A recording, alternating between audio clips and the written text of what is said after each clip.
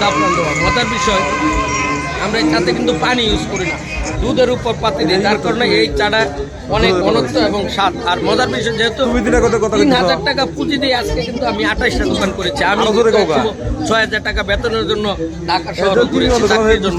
আজকে 12 থেকে 28,000 টাকা বেতনে চাকরি দিতে পারছে। এখানে একা নয়, 82 জন কর্মচারী রয়েছে।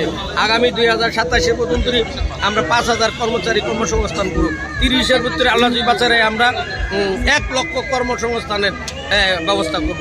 আমি যেহেতু একসময় চাকরি পিছিয়ে ঘুরছি 6,000 টাকা বেতনের জন্য, এখন আমার তো কোনো সার্টিফিকেট নাই। আমি বলি আপনাদের অনেকের সার্টিফিকেট আছে। সার্টিফিকেট মানে অহংকার, ডাল তলোয়ার, কোনো কাজকে শুধু ভাববেন না।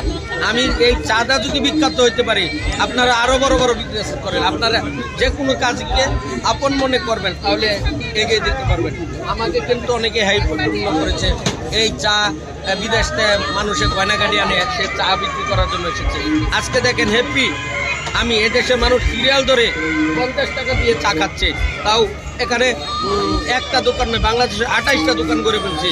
সামনে আরও দোকান করবে ইনশাআল্লাহ, এই প্রত্যাশায় সকলকেই এই রাজা চার জন্য আমন্ত্রণ রইল। তারা খান নাই, খেয়ে দেখবেন কেমন, ভালো হলে ভালো বলবেন, তারা বলে এটাও রিভিউ দেবেন, তখন আমরা বলবো যে ভুলটা কোথায়। ভুলের থেকেই শিক্ষা, এটা হইলো বড় ব্যাপার। ভালো থাকবেন।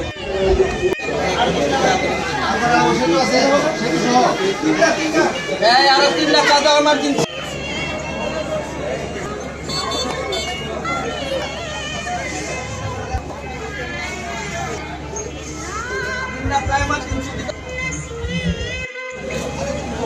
এই বিখ্যাত রাজা চা কক্সবাজারের লাবণী পয়েন্টে।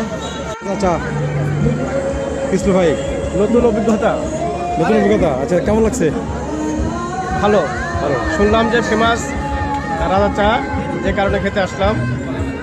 ভালোই লাগছে। এখানে টোকেন দিয়ে মানুষ এই চা খায়। নতুন অভিজ্ঞতা, তাই না? জি জি, পর্যন্ত রাজা চা। দাদা এই যে আমার হাতে দেখতে পাচ্ছেন,